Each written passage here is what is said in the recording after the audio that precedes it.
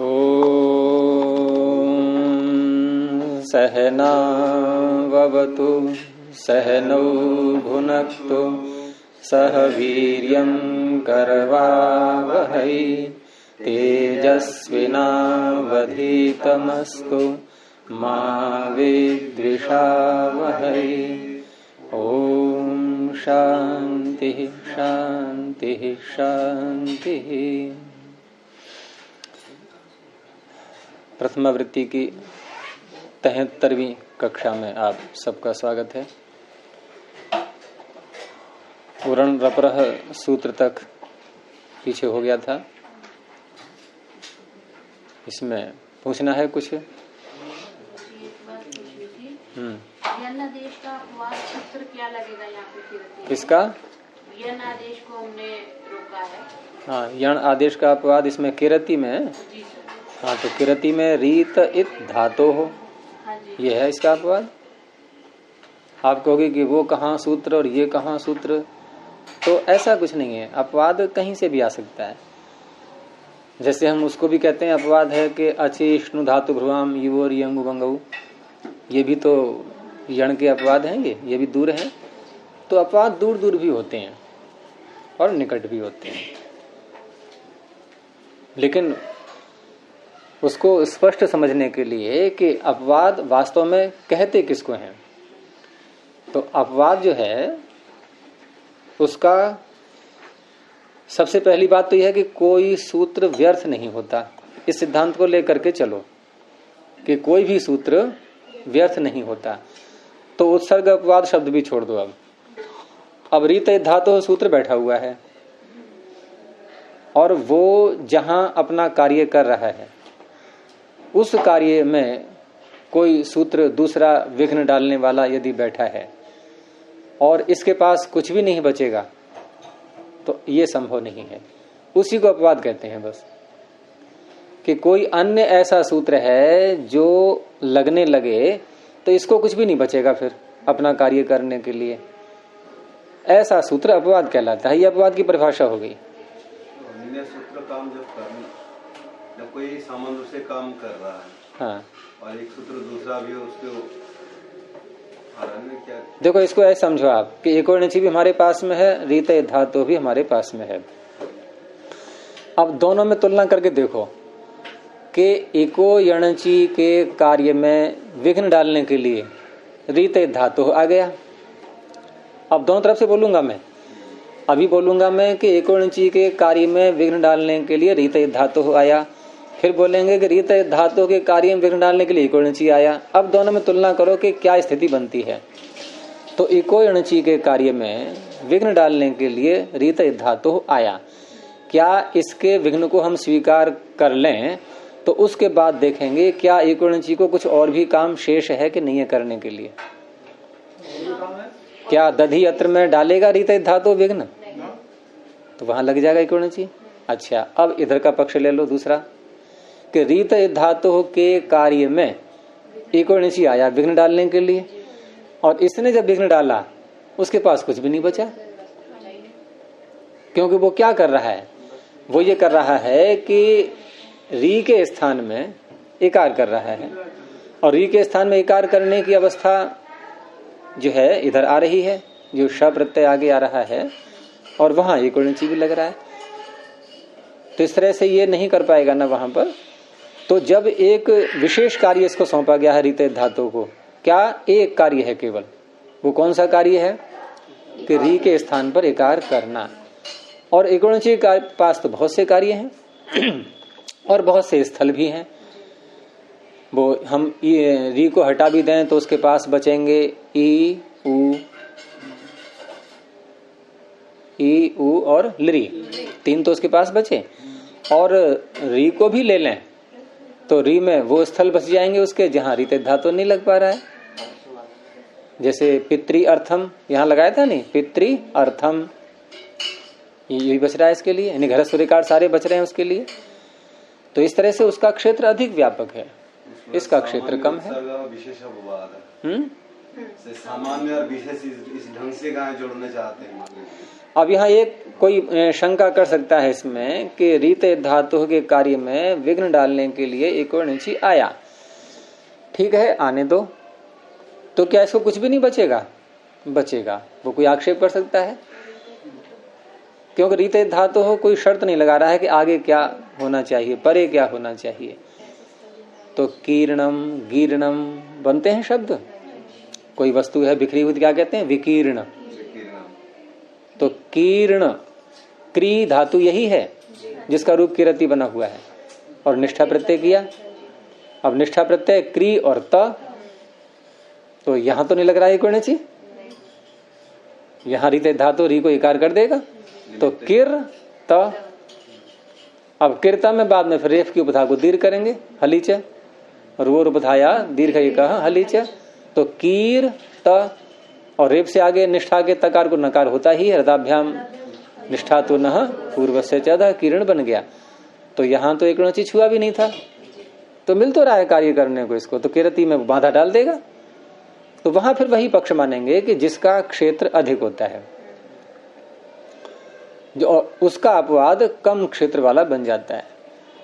अब रीत धातु हो जहां जहां भी दीर्घ आएगी वहां एक और नीचे को नहीं लगने देगा, वो चाहे अचपरे वाली स्थिति आए या अचपरे न हो ऐसी स्थिति आए। अब ये सर्वत्र के लिए हो गया सूत्र ये कि दीर्घ रीकार में यही काम करेगा, तो उसको केवल ह्रस्व रीकार ही मिलेगा एक और नीचे को, उसे कोई बाधा नहीं। जिसका क्षेत्र अधिक होगा वो सामान्य होगा, वो सामान्य बन जाएगा। जिसका क्षेत्र कम होगा वो विशेष हो गया।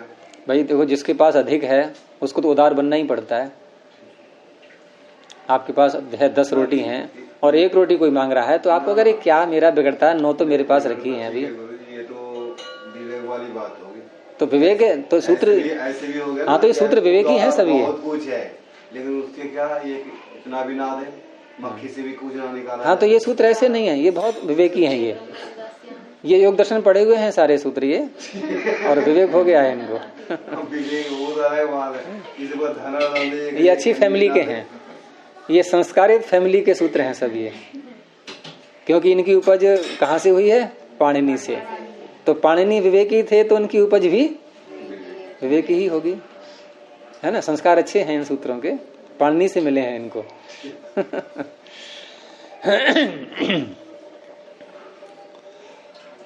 तो और कुछ, चलिए आगे। अलोन्त्यस्य अलह षष्ठी वचनांतम, अंत्यस्य षष्ठी वचनांतम, और षष्ठी स्थान योगा चल ही रहा है, ऊपर से आता रहता है, ये आगे तक जाएगा, ये 54 सूत्र तक, अनेकाल सर्वस्य तक ये षष्ठी का प्रकरण चल रहा है, और पीछे भी चल जाता है। तो अंत्यस्य अलह दोनों में षष्ठी है, तो एक बनेगा विशेषण, एक बनेगा विशेष्य। तो अल कैसा हो, तो विशेषण हो गया उसका अंत में होने वाला। तो अंत्यस्य, यहां इन्होंने समास नहीं दिखाया है, ये समास तो खैर नहीं है, विग्रह वैसे कर सकते हैं, अन्ते भवः अंत्यः या अंत्यम तस्य अंत्यस्य, ऐसे कर सकते हैं इसको। हाँ, अंत में होने वाला, दिगादिव्य हो जाता। तो अल कैसा होना चाहिए? अल है एक प्रत्याहारी, और सारे प्रत्याहारों में सबसे बड़ा है ये। सारे प्रत्याहारों का तात्पर्य प्रत्याहार सूत्रों के प्रत्याहार, सारे प्रत्याहार से आप सारी अष्टाध्यायी का मतलब ले लेना। सारी अष्टाध्यायी के प्रत्याहारों में यदि हम कहें सबसे बड़ा कौन है, तो कैसे करेंगे तुलना? क्योंकि प्रत्याहार या तो सुप हैं या तिंग हैं, तो वर्णों की दृष्टि से गिनेंगे तो सुप बड़ा बैठेगा, वैसे अल से भी ज्यादा।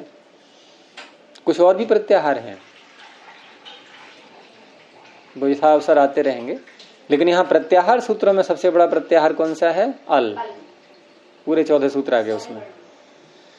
तो ऐसा अल जो किसी शब्द के अंत में आ रहा हो, अंत्यस्य अलह, और षष्ठी की अनुवृत्ति पीछे से आ रही है, तो षष्ठी निर्दिष्टस्य, षष्ठी निर्दिष्टस्य। अब इसका संबंध जोड़ेंगे हम किसी आदेश के साथ में, क्योंकि सूत्रों में जहां षष्ठी आती है वो षष्ठी प्रायः उसके स्थान में जब कुछ करते हैं, यानी कि स्थानी में आती है। षष्ठी किस में आती है? स्थानी में। जैसे अस्तेर भू, तो भू क्या है? आदेश। अस्ति क्या है? स्थानी। स्थानी में षष्ठी होती है। इसका अर्थ है उसके स्थान में कोई आदेश आना है।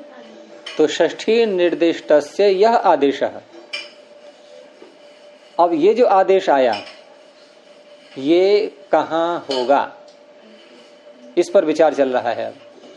क्योंकि इस सूत्र को यदि न बनाया जाए तो अन्य जितने भी सूत्र हैं, पहली बात तो वो भी असंगत हो जाएंगे फिर, क्योंकि इसी के अपवाद हैं सारे सूत्र। अब ये इस प्रकरण का सबसे मुख्य सूत्र है। कौन से प्रकरण का? षष्ठी के प्रकरण का कह लो या इस परिभाषा के प्रकरण का। परिभाषा तो आगे भी सारी हैं मिला करके, तो इन सारे पूरे प्रकरण का ये केंद्र बिंदु है सूत्र। और अन्य जितने भी सूत्र हैं सब इसके अपवाद हैं। कहां से प्रारंभ करेंगे हम? आद्यंतो टकितो, ये इसका अपवाद। मृत्योन्त्यात्परः, ये इसका अपवाद है। उरण रपरः तो अपवाद उस रूप में नहीं कह सकते हैं, वो तो एक प्रकार से सहयोगी बन रहा है उसका, केवल एक रेफ जोड़ता है आगे बस, और कुछ नहीं। ठीक है।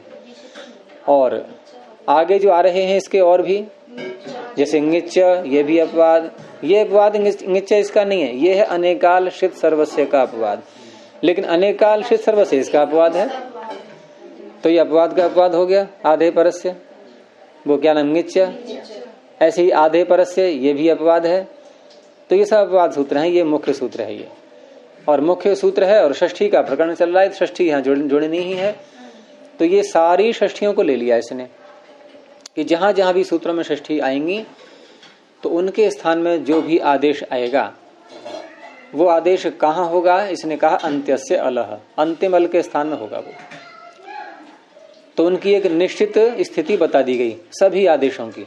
अब बाकी सब अपवाद बनेंगे, तो क्या बचेगा इसको बाद में वो देख लेंगे, क्योंकि सारे अपवाद सामने ला करके और फिर भी यदि कुछ नहीं बचता है इसको तो फिर सूत्र की जो है जान पे बन जाएगी फिर तो। और ऐसा हो नहीं सकता, पाणिनि जो है ऐसे सूत्रों की रचना नहीं करेंगे कि ऐसी थी स्थिति आ गई कि सूत्र अब कुछ करने लायक ही नहीं रहा, ऐसा कभी संभव नहीं है। इन्हें कुछ ना कुछ मिलेगा अवश्य इसको, वही इसके उदाहरण बनेंगे। जो इसको मिलेगा, जो बचेगा इसके लिए, वही इसके उदाहरण बनेंगे। और उदाहरण है इसके, इसका अर्थ है उन उदाहरणों में कोई भी अपवाद नहीं लग पा रहा था, तो ये लग गया। ये बचा खुचा खाने वाला है, ये उदार है सूत्र। तो स्पष्ट हो गया ना। षष्ठी निर्दिष्टस्य या आदेशः सह अंत्यस्य अलह स्थाने भवति, अंतिम अल के स्थान में होता है वो। अब उदाहरण देखिए इसके, तो 3 उदाहरण हैं इसके, द्यौः, सह और पंचगुणी ही। तो द्यौः ये है, ये मूल शब्द है दिव वकारांत, और द्युलोक का वाचक है ये। एक द्यौः, द्यो शब्द ओकारांत भी है, वो औकारांत। एक द्यौः शब्द जिसका रूप चलता है द्यौः, द्यावौ, द्यावः, ठीक है। और ये जो रूप है द्यौः, इसका क्या चलेगा आगे? दिवौ दिवः। तो मूल शब्द में अंतर आ गया ना, वहां मूल शब्द है द्यौः, यहाँ मूल शब्द क्या है? दिव। अर्थ दोनों का एक है। और इसी दिव शब्द का हम जब पृथ्वी आदि शब्दों के साथ समास करते हैं, पृथ्वी के साथ में, तो मंत्रों में, वेदों में इसी दिव के स्थान पर द्यावा आदेश हो जाता है। तो द्यावा पृथ्वी सूत्र है इसका, दिवो द्यावा। तो ये मूल शब्द है दिव, और ये प्रथमा का एक वचन द्यौः। कैसे बनेगा देखते हैं। ऐसे ही सह शब्द, ये तो आपके लिए परिचित है। तद शब्द का प्रथमा व्यक्ति का पुल्लिंग का एक वचन, सह तौते वाला सह। पंचगुण ही ये समास है एक, और अर्थ इसका होगा कि 5 गोणियों से खरीदा गया। क्योंकि पहले वस्तुएं जो खरीदते थे तो द्रव्यों के विनिमय से खरीद लेते थे, कि मैंने कोई द्रव्य दिया और जो दूसरे को आवश्यकता है वो उसने ले लिया, और उसके पास जो वस्तु है उसे मुझे आवश्यकता है, तो वस्तु के बदले वस्तु। तो गोणी क्या है, उसको बोरी को बोल देते हैं। तो 5 बोरी मान लो मेरे पास दाल रखी है, अब दूसरे के पास दाल नहीं है, उसके पास गेहूं है, तो ठीक है भाई तू 5 बोरी गेहूं ले जा, मुझे 5 बोरी दाल दे दे, या मेरे से दाल ले जा गेहूं दे दे। तो अदला बदली हो गई। अब जो हमने अनाज खरीदा उसकी कीमत क्या दी हमने, 5 गोणी। वो किसकी गोणी है छोड़ो, उसमें क्या भरा हुआ है, तो 5 गोणियों से खरीदा हुआ उसे कहेंगे पंचगोणी ही। तो 3 उदाहरण है इसके। तो पहले है द्यहु शब्द।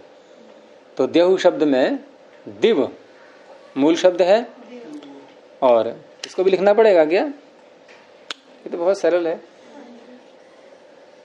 वकारांत हल हलंत शब्द है ये दिव, और इसके आगे प्रातिपदिक संज्ञा करके सुप्रत्यय आ गया। अब दिव और सु। अब दिव सु इतना बनाने के बाद यहां वैसे तो ये हलंत है दिव, और हलंत शब्दों के आगे हम जब सुप्रत्यय लाते हैं तो क्या परिणाम निकलता है उसका, वो बैठा हुआ है सूत्र हलंग्याभ्यो दीर्घा सुतस्य, जिसका उच्चारण बहुतों को नहीं आता है करना, वो तैयार है सूत्र। क्या है उच्चारण, हाँ रुकना 1 मिनट, बोलना बोलो। हाँ बिल्कुल सही, ऐसा ही होना है। इसका अभ्यास करो और रिकॉर्डिंग कर करके ना बार बार सुनो उसके लिए कि मैंने सही बोला कि नहीं बोला। तो वो सारे जहां भी सु आएगा हल के आगे या अंग्यंत के आगे या आबंत के आगे, वो उसका लोप कर देगा। अब यहां हम कह सकते हैं इसका भी अपवाद है सूत्र, अपवाद ही माना जाएगा जो आगे आ रहा है। अपवाद वैसे तो नहीं है, लेकिन अन्य प्रकार से बनेगा अपवाद वो, कि वो दिव को हलंत नहीं रहने देगा। वो ये देखेगा कि हलंत होने के कारण से सु हट रहा था, मैं इसको हलंत ही नहीं रहने दूंगा। तो सूत्र निकालिए, ये 7वें अध्याय के पहले पाद में है, दिव औत, और 7वें अध्याय के पहले पाद में संख्या है इसकी 84। ठीक है, मिल गया दूसरे कॉलम के अंत में। अब यहां पर अगर हम अनुवृत्ति न लाएं तो सूत्र का अर्थ क्या बनेगा, देखो अंगस्य का अधिकार चल ही रहा है, ये ध्यान रखना होता है हमेशा। 7वां अध्याय का हम जब भी कोई सूत्र लाएंगे अंगस्य का अधिकार है, और साथ में 6ठे अध्याय का 4था पाद भी आ गया उसी में। तो ये सदा ध्यान रखो सूत्र का अर्थ करते समय। तो दिव की अंग संज्ञा तो है ही, क्योंकि इससे प्रत्यय किया गया है। प्रत्यय करते ही अंग की उपाधि मिल जाती है ना। जैसे बच्चा उत्पन्न होते ही माता पिता शब्द की उपाधि मिल जाती है, ऐसा ही ये अंग है। अगर प्रत्यय की उत्पत्ति हो गई है इससे, तो इसका नाम अंग हो गया है। तो अंगस्य के अधिकार में दिवह षष्ठी है और औत में प्रथमा है। तो क्या अर्थ बनेगा कि दिवह अंगस्य औकारादेशो भवति। तो फिर हम जितने भी रूप चलाएंगे सब में द्यौ द्यौ द्यौ सब में बोलना पड़ेगा। तो कुछ शर्त भी लगाई गई साथ में कि ऐसे नहीं, सर्वत्र नहीं करना है। सु प्रत्यय परे रहते, तो सु कहां से आ सकता है यहाँ, सौ अनडुह, यहां से सौ आ रहा है। सु का सप्तमी का एक वचन मिल गया जयदेव जी आपको, सावन डोहा। तो सु यहां से आ रहा है। अब ये जो सूत्र है यहाँ से सावन डोहा से लेकर के, और ये पथिमथ्य रिभुक्षामात इतोत सर्वनाम स्थाने थोन्था भस्य टिलोप, ये सब एक अलग प्रकरण के सूत्र हैं ये। और सावन डोहा में यहाँ आ रहा है ये नुम पीछे से, जैसे अनुडोह के रूप चलाते हैं, अनुडोह माने बैल, तो अनड्वान है ऐसे करके बोलते हैं।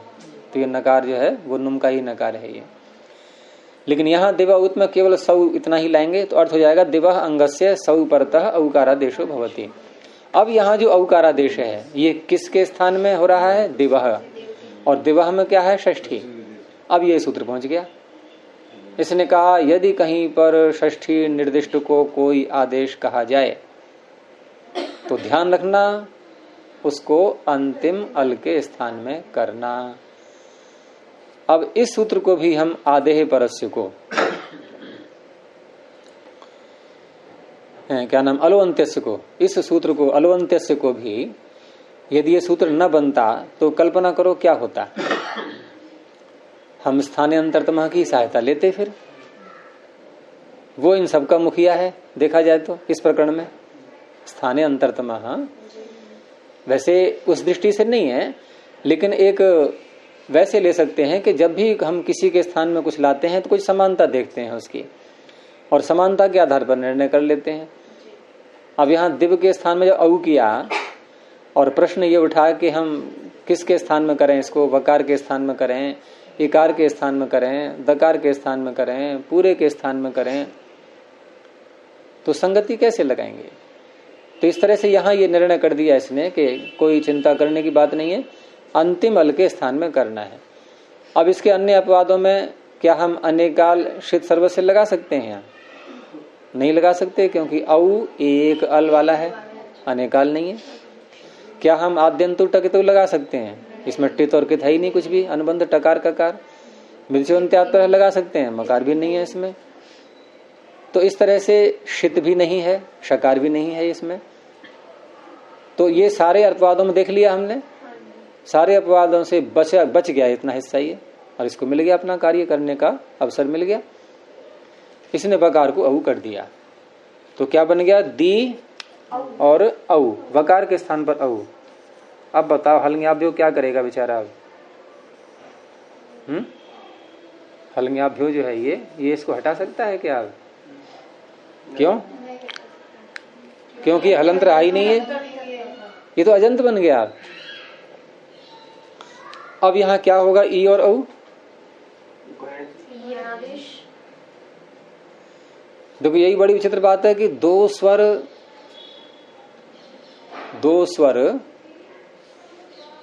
दूर दूर नहीं रह सकते, कुछ न कुछ परिवर्तन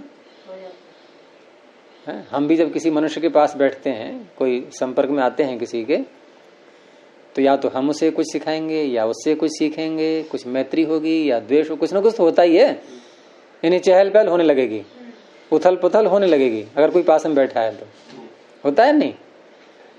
और जड़ वस्तुएं ये रखा है ये रखा है, इनमें कुछ है उथल पुथल? कुछ भी नहीं है। तो ये व्यंजन या हल ये क्या है? जड़ के समान। आप लाइन से बिठा दो सबको, कोई कुछ नहीं करेगा, इकट्ठे आ जाएंगे। और नाम क्या रखते हैं उनका? हलोनंतरा संयोग।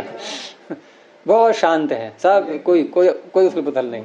ऐसा होता है कि 2-3 एक जगह में बैठ जाएं और शांत है बिल्कुल। दिल्ली से बंबई तक पहुंचेगा शायद ना बोले, तब भी अंदर अंदर चलता रहता है। लेकिन औरतों में तो 2 बढ़ जाएंगे ना, तो और ना तो कुछ न कुछ 2 ही कदम आगे जाके बात करेंगे। चेतनता अधिक है। सही है, चेतनता अधिक है, पुरुषों में जड़ता अधिक है। इन्हें परिचय हो जाएगा। तो ऐसे ही ये स्वर हैं, ये स्वर भी चेतन के समान होते हैं, और 2 चेतन है तो कुछ न कुछ तो अंतर आना ही है। तो यूं ही नहीं शांत बैठेंगे। तो यहाँ क्या हुआ कि एकार के स्थान पर यकार हो गया, या तो दोनों मिल जाएंगे, संधि हो जाएगी, नहीं तो फिर और कुछ परिवर्तन होगा। इन एक को व्यंजन बनना पड़ेगा, फिर दोनों स्वर हों और चुपचाप बैठे रहे, ऐसा नहीं। या तो दोनों मिलके एक हो जाओ, और नहीं तो एक को बिल्कुल ही बदल दो। तो एकार को यकार कर दिया गया, एक को आना चाहिए। तो क्या बन गया? द्यऊ, और सु को विसर्ग हो गया द्यऊ।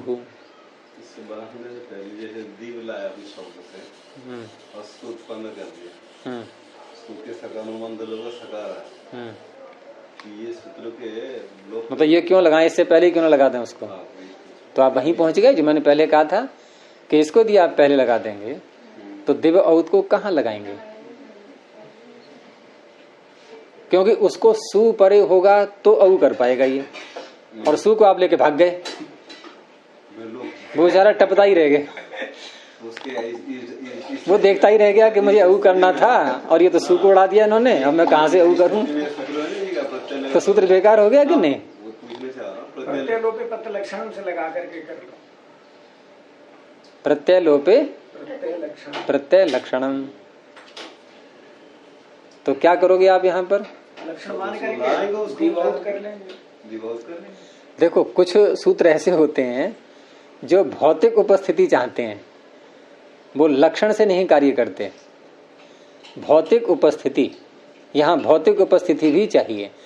फिर एक बात और है कि हम जब सूत्रों की व्याख्या करते हैं जिस समय, उस समय हम शब्द का वास्तविक स्वरूप क्या बनता है, उसका रूप क्या बनता है, उसकी रचना कैसी की है परमात्मा ने, वो भी सामने रखते हैं। क्योंकि सूत्रों का उद्देश्य है कि शब्द का साधुत्व खंडित न हो।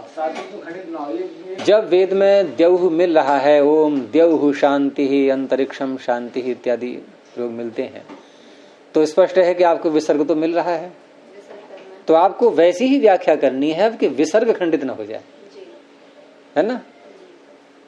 वो ठीक है, आप घुमा फिरा के प्रत्यय लक्षण ले आएंगे, कुछ भी करते रहेंगे, सारी बातें हैं, लेकिन यहाँ भौतिक उपस्थिति भी चाहिए। आप प्रत्यय लक्षण मान करके अब तो कर लोगे, मान लिया, विसर्ग कहाँ से लाओगे? विसर्ग के लिए तो भाई जब सस जो रू के पास पहुंचोगे तो वो कहेगा मुझे सकार तो दो पहले, सजुषो रूहु, वो रू तभी तो करेगा कि सकार तो दोगे आप उसको। आपको कोई सकार तो नहीं है तो प्रत्यय लक्षण मान के कर ले, ऐसे नहीं करेगा वो कि प्रत्यय लक्षण मान करके रू कर ले, वो कहेगा नहीं। जैसे किसी को भूख लगी है और उससे कहें भाई भोजन तो नहीं है, तो मन में कल्पना कर ले ऐसे ही और पेट भर जाएगा तेरा। वो कहेगा नहीं, ऐसे नहीं भरेगा पेट, मुझे तो चाहिए भोजन, दिखाई देना चाहिए सामने थाली में।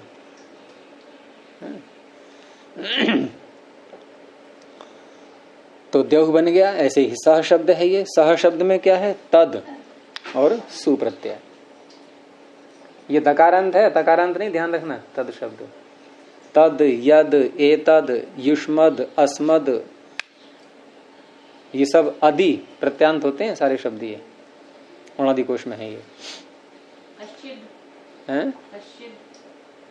नहीं, कश्चित है, वो चित है, वो तकार है।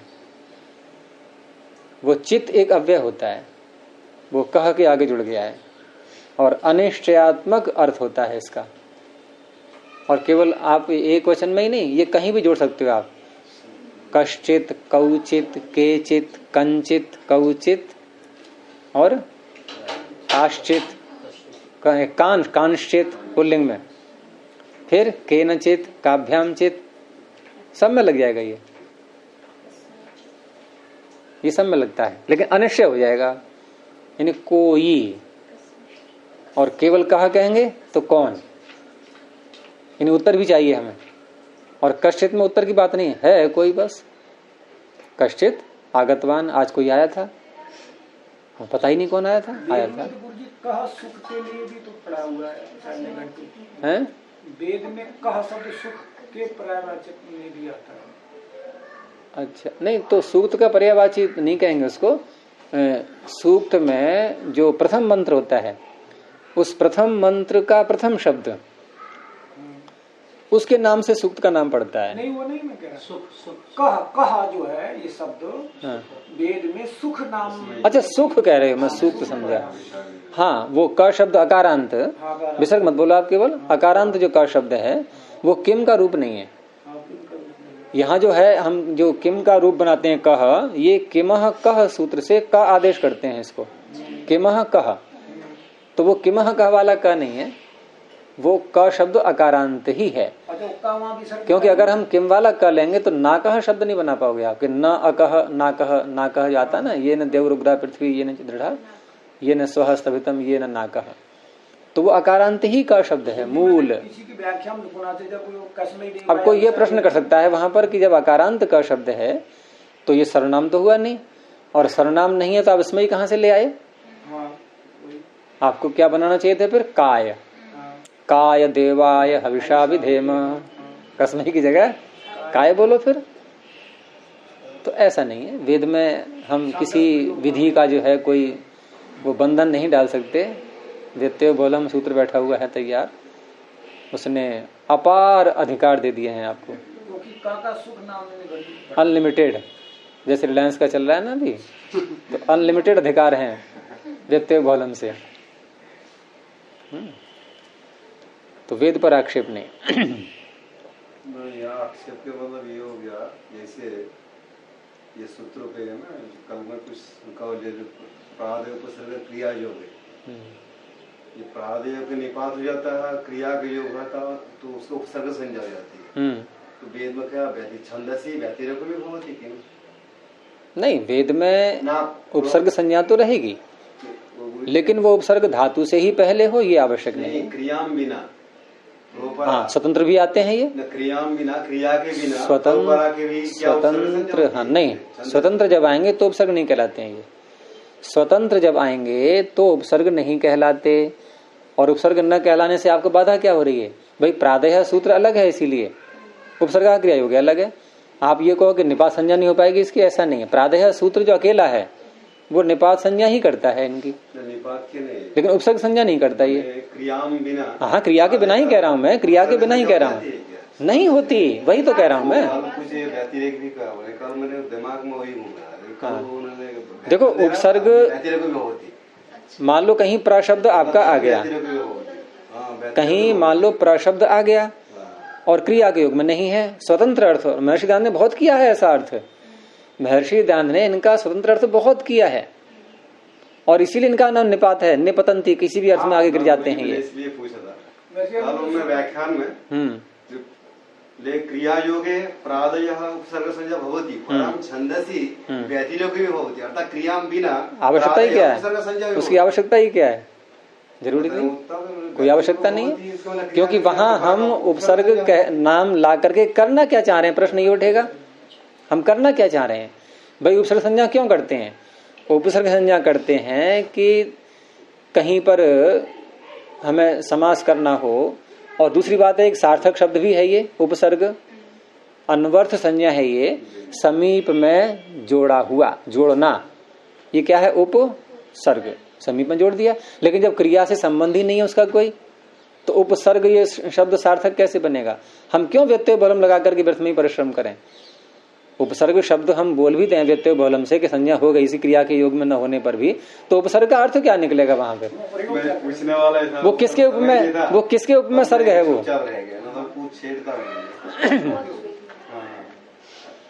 तो तद शब्द से सुप्रत्यय ला करके, और यहाँ पर भी, यहाँ दिवाउत नहीं लगाना है, यहाँ सुविभक्ति है ये, और विभक्ति का प्रकरण निकालो तुरंत ही। कहाँ से प्रारंभ होता है? अष्टन आ विभक्तौ, 7वें अध्याय में, तीसरे कॉलम में। और अष्टन आ विभक्तौ से विभक्तौ का जो प्रकरण चलता है ये दूसरे पाद में है ये, और ये जाता है आपका हली लोपह तक, 113 संख्या तक। तो इसी प्रकरण में तद शब्द के हमें धकार के स्थान पर आकार करना है, वही प्रसिद्ध सूत्र है त्यदादि नाम अह। तो यहां भी वही बात है कि तद हलंत शब्द है ये, हलन्याभ्यो लगा देंगे तो क्या बने, क्या होगा फिर हैं? तो इसलिए त्यदादि नाम है जो विशेष सूत्र बनाए गए हैं इन कार्यों के लिए, तो इसने हलंत ही नहीं रहने दिया उसको।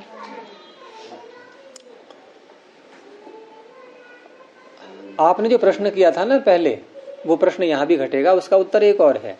जैसे आपने कहा कि एक दिव्य शब्द से हम सुप्रत्यय लाए और हलन्या दिव्य लगा दें पहले, और प्रत्यय लक्षण काफी लंबा कार्य परिश्रम करना पड़ा ना आपको। लेकिन एक नियम और भी है कि बहिरंग कार्य और अंतरंग कार्य, यहां दिव्य के वकार को औ करना, ये उसी दिव्य शब्द के अंदर ही अंदर हो रहा है, ठीक है ना? तो ये क्या है? अंतरंग कार्य। और हलन्याभ्यो कब लगेगा? वो कहेगा कि वो हम उसके पास पहुंचे सु का लोप कराने के लिए, वो कहेगा तुमने इसमें से ऊ को हटा दिया, कि अभी तो नहीं हटाया है, चलो ऊ को भी हटा दिया, क्या तुमने इसका नाम अप्रयुक्त रखा? बहुत लंबी प्रक्रिया है, तब लगेगा। ये सब क्या कहता है? बहिरंग हो गया सारा ये। और यहाँ क्या है कि यहाँ दिव्य के वकार को ही औ करना है सीधा, ये अंतरंग कार्य है, ये पहले होता है। ऐसे यहाँ पर तद शब्द के दकार को आकार करना है, ये उसी के अंदर कार्य है, अंदर वाला कार्य है। बहिरंग कार्य में तो आपने कहीं गिना दिए, ये कार्य ये कार्य ये कार्य आप लिखते करो, उसके बाद फिर क्या नाम है, उकार का लोप करो, अपिक्त करो। हाँ, उसमें ज्यादा कार्य हैं, अंतरंग तो ज्यादा कार्य जहाँ होते हैं वो बहिरंग हो जाता है। वो उसमें बाहर की बहुत सी बातें और भी जुड़ी हुई हैं, और अंतरंग में कुछ भी नहीं है, बस आगे आगे आगे। हाँ बस ठीक है भाई, करो इसको, अवकार करो इसको, पकार को पहले, अब वो लग नहीं पाएगा बाद में।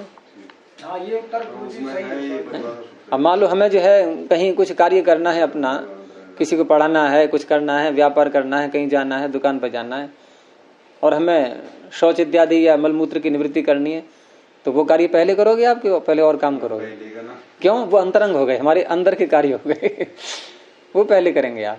वो कहेंगे भाई पहले मैं जैसे निपट लूं, उसके बाद आपसे बात करूंगा, अभी नहीं। अंतरंग कार्य हो गया वो। तो असिद्धम बहिरंगम अंतरंगे, इसलिए अंतरंग कार्य पहले करते हैं। तो तद के दकार को भी त्यदादि नाम से जब अकार किया तो अलोन्त्य से पहुंच गया ये, और त्यदादि नाम में षष्ठी है, तो षष्ठी निर्दिष्ट से यह आदेश स अंत्य से अलह स्थाने भवति, तो दकार के स्थान पर अकार हो गया, तो त और द का भी बन गया अ, तो ये दो अ हो गए, त और ये अ। तो अपदांत आकार से उत्तर गुण पर रहते पूर्व पर के स्थान पर रूप अतो गुणे, तो दोनों को मिला के बन गया त। अब एक और कार्य, और वो भी सुप्रत्यय पर रहते ही होता है। ये आकार भी क्या पर रहते हुआ, क्या पर रहते हुआ? नहीं, विभक्ति। अगर सु कहोगे तो सीमित हो जाएगा, फिर विभक्ति कहोगे तो बहुत प्रत्यय मिलेंगे इसको, यानी बहुत जगह करेगा आकार ये।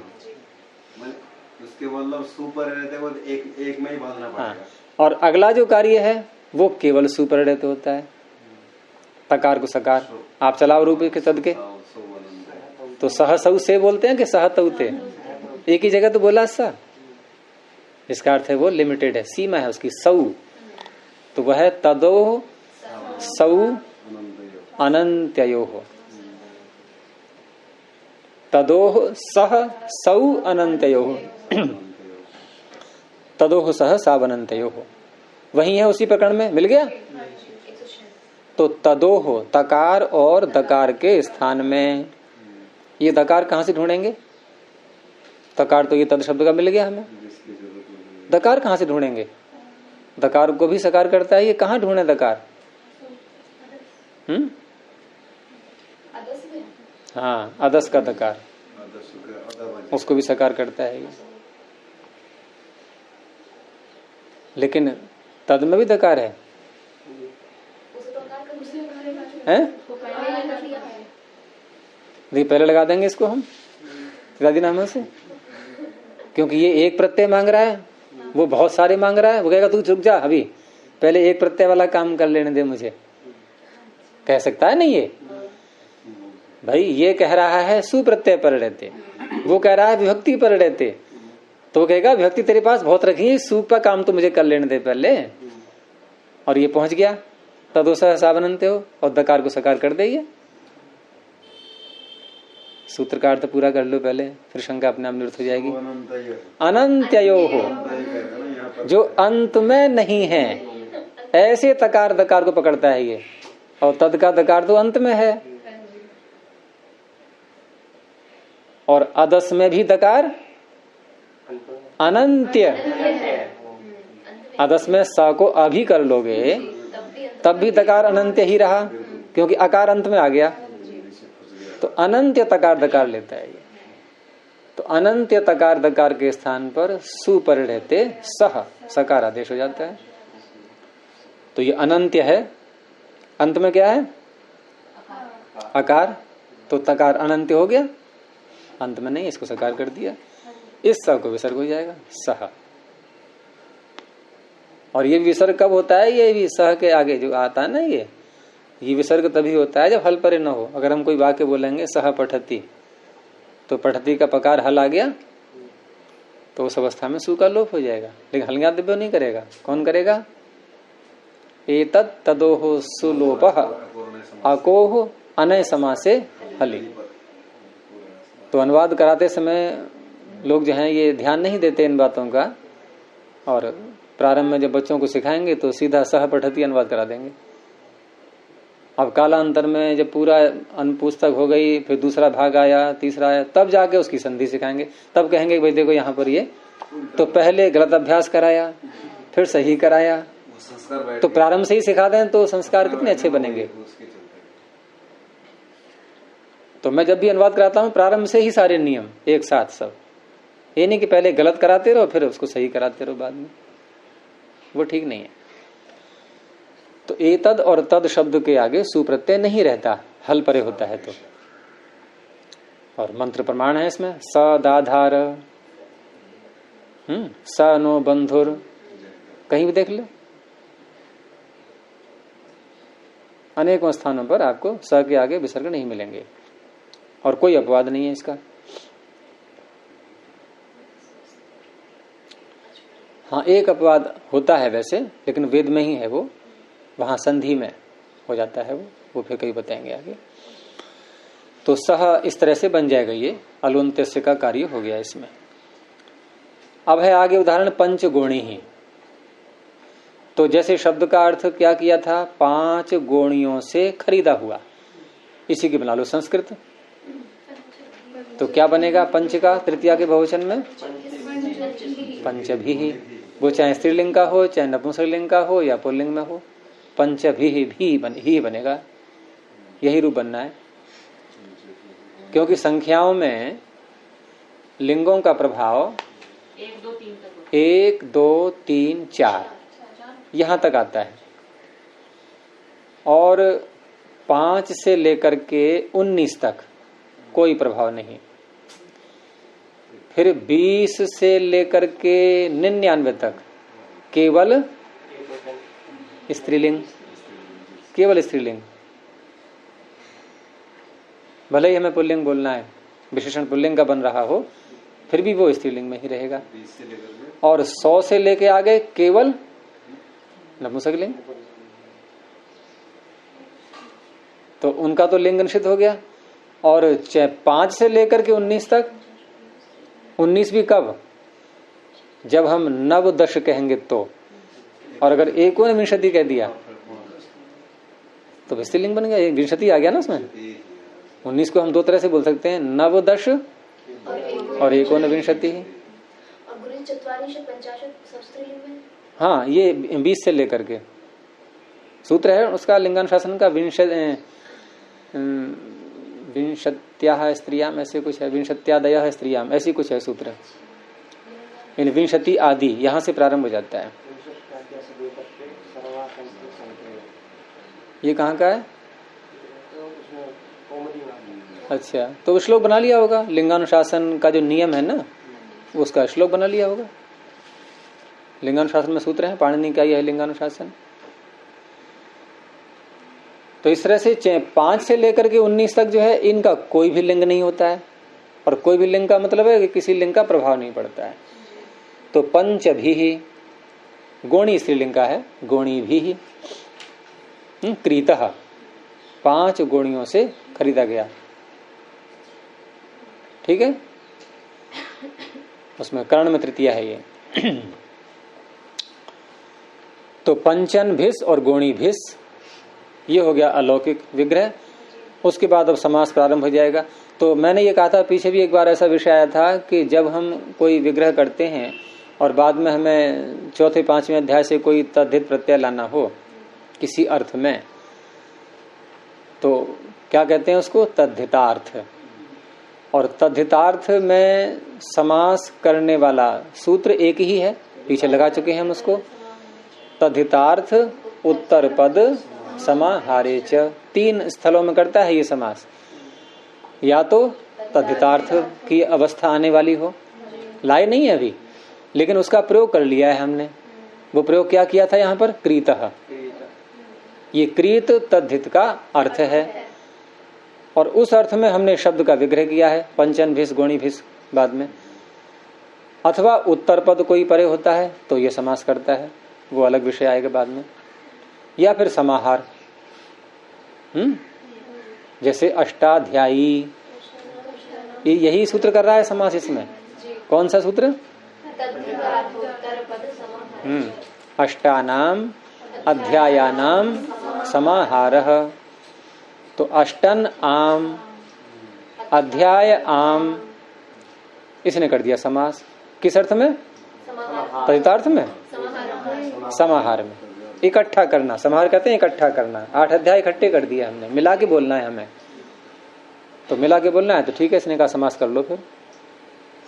तो अष्ट और अध्याय, आम तो हट गया, अष्टाध्याय ये बन गया। अब ऐसा तत्पुरुष, विषय तो हट गया थोड़ा, लेकिन चलो रुचिकर है, तुम लोगों की ज्ञान बढ़ेगा। ऐसा तत्पुरुष कि जिसका प्रथम शब्द संख्या हो, जिसका प्रथम शब्द संख्यावाचक हो, उसका एक अलग नाम रखा पाणिनि ने। फिर उसका नाम रखा है द्विगु, संख्या पूर्वो द्विगु। तो अष्टाध्याय शब्द का नाम क्या हो गया? देखो तत्पुरुष नाम तो है, उसका विरोध नहीं है, एक और जुड़ गया नाम, यानी कि द्विगु तत्पुरुष है अभी ये। और द्विगु संज्ञा होने का फिर परिणाम भी कुछ आएगा जब किया है, नाम रखा है तो द्विगु संज्ञा जिनकी, आगे आगे हम चला, मैं बोल रहा हूं, द्विगु संज्ञा जिनकी हो जाती है और वो शब्द हो अकारांत के, जैसे अष्टाध्याय नाम इसका क्या बन गया? द्विगु, और अकारांत भी है ये।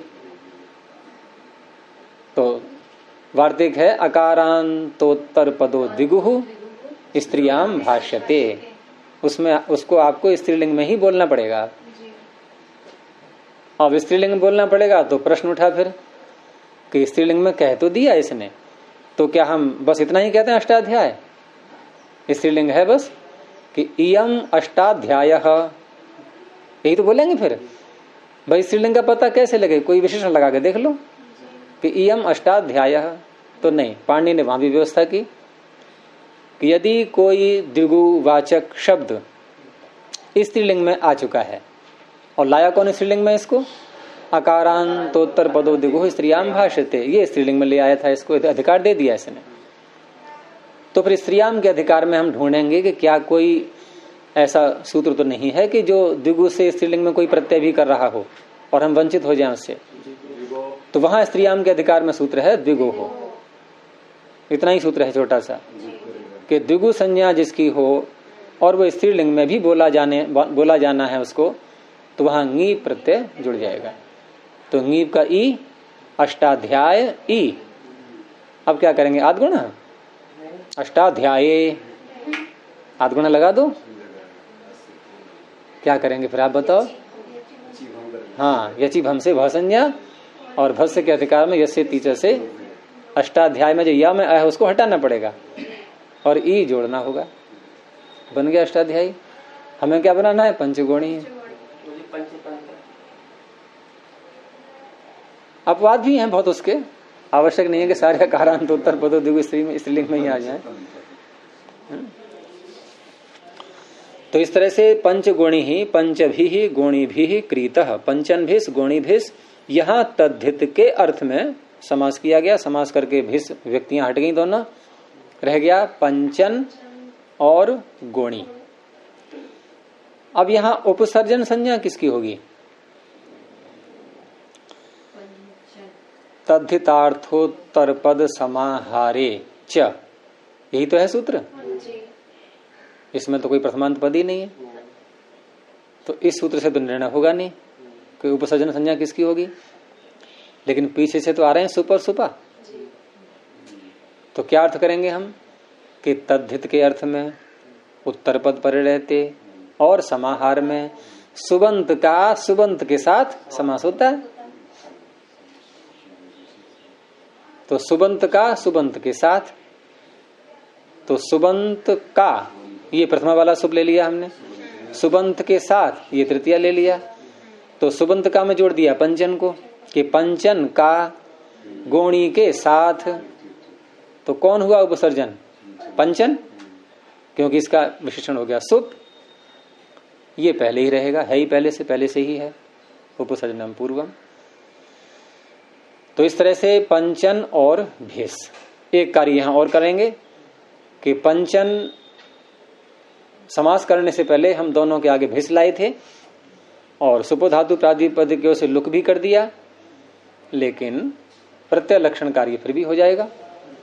और प्रत्यय लक्षण कार्य मान करके सुप्तिगंतम पदम से पंचन की पद संज्ञा हो जाएगी, और पद संज्ञा हो गई तो पंचन बन गया एक पद। वैसे समास की दृष्टि से पंचन गोणी पूरा भी एक पद है।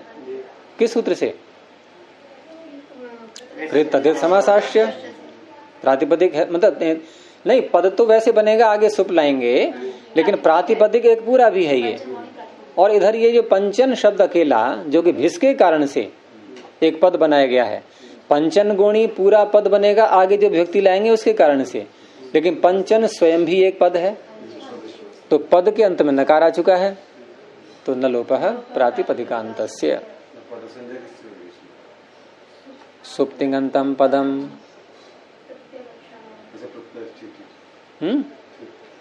और प्रातिपदिक तो स्वयं में है ही है पंचन, और सब धातु प्रत्यय है प्रातिपदिकम, तो नकार का लोप हो जाएगा पंचगुणी। अब जो मुख्य बात थी कि जिस अर्थ में ये समास किया गया था तद्धित के अर्थ में, वो तो अभी कुछ हुआ ही नहीं। तो वो तद्धित का अर्थ कौन सा है? क्रीत। तो क्रीत अर्थ देखेंगे हम कहाँ आया हुआ है, चौथे पांचवें अध्याय में, कौन से प्रकरण में है, किधर को? तो तेन क्रीतम पांचवें अध्याय में है, नहीं है? तो तेन क्रीतम ये क्या कहता है? तेन, तेन का क्या अर्थ होगा? ये पीछे बता चुका हूं मैं कई बार। तृतीया समर्थात प्रातिपदिकात, तस्य है तो षष्ठी समर्थात प्रातिपदिकात, तस्मै है तो, हाँ, इस तरह से अर्थ करते हैं ये। तो तृतीया समर्थात प्रातिपदिकात, और ये तृतीया ही थी यहाँ पर। क्या यहाँ नहीं? पंचन भिस गौणी भिस नहीं, अब पूरे शब्द में लाओ। पंचगुणी एक शब्द बना, अब पंचगुणियों के द्वारा खरीदा गया, ठीक है? तो तृतीयांत तृतीया समर्थ प्रातिपदिक से, तृतीया समर्थ प्रातिपदिक से, और क्रीत अर्थ में कौन सा प्रत्यय होता है? तो तेन कीर्तन में किसका अधिकार चल रहा है? दो प्रत्ययों का अधिकार चल रहा है। वो कौन से दो प्रत्यय हैं? प्राग वतेष्ठ हैं, एक तो ये आ रहा है, और आरहाद गोपच संख्या परिमाणाठक, ठक भी आ रहा है, लेकिन दोनों में से एक ही आना है। कौन सा आएगा यहाँ पर? तो हम अगले सूत्र से निर्णय करते हैं, ये आरहाद गोपच से, क्योंकि प्रागवतेश ठय ने कोई निर्णय नहीं दिया, वो तो लगातार ठय को चलाता रहेगा। अगले सूत्र ने सीमा बांधी अपने, किसकी? ठक की, कि ठक किन किन से होगा? तो ठक होगा गोपुच्छ, संख्या और परिमाण, इनको छोड़कर अन्य शब्दों से ठक होगा। अब ये जो गौणी शब्द है ये कैसा है? परिमाणवाची, ये परिमाणवाची है। और ये जो ठक है ये किन से होता है? गोपुच्छ, संख्या, परिमाण से अतिरिक्त शब्दों से। तो फिर पंचगौणी से ठक होगा कि ठय होगा? ठय होगा। हो गया निर्णय?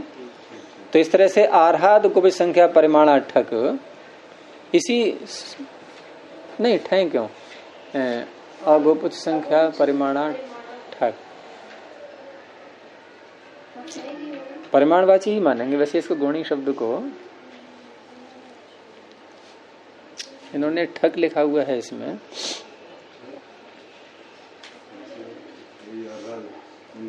गौणी से खरीदा गया, गौणी तो परिमाणवाची हो गया, और परिमाणवाची होने से यानी कि अर्ह तक अधिकार चल रहा है ठक का, और ठक का अधिकार किन किन से होगा? कि परिमाणवाचियों को छोड़कर।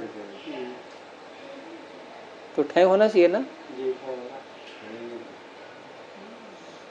उसमें रूप में तो अंतर नहीं आएगा कोई, वो तो ठय करो या ठक करो बचेगा ठ ही उसका। परिमाणवाची के दृष्टिकोण से, हाँ ठय होना चाहिए, अशुद्ध लग रहा है। परिमाणवाची के दृष्टिकोण से चलो और देख लेंगे किसी में, वैसे तो ठय ही होना चाहिए। तो पंचगोणी और ठ, ठीक है। अब यहाँ पीछे हमने इसका नाम संख्या पूर्व दिगु, वो अष्टधाई में किया था, यहाँ तो नहीं किया है अभी। तो संख्या पूर्व में है इसके, इसलिए इसका नाम द्विगु तो हो ही जाएगा ना। तो पंचगुणी ये द्विगु नाम है इसका। आगे जो प्रत्यय आया है, अब ये नियम होता है कि यदि किसी द्विगु संज्ञक शब्द से कोई प्रत्यय आया है, कोई का मतलब सारे नहीं, उसमें कुछ नियम है अपना, तो उन शब्दों में जो प्रत्यय आता है उसका लुक हो जाता है। इसका सूत्र निकालो आप, ये 5वें अध्याय में ही है, ये पहले ही पाद में है जहाँ ये ठक और ठै का प्रकरण चल रहा है। तो अध्यर्थ पूर्व दिगो हो लुक असंज्ञायाम, या तो अध्यर्थ पूर्व में हो। अध्यर्थ किसे कहते हैं? डेढ़,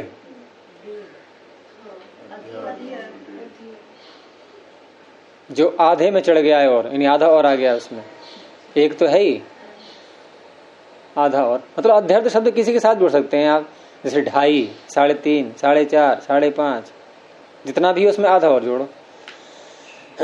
तो अध्यर्थ के बाद में संख्या बोलनी पड़ती है।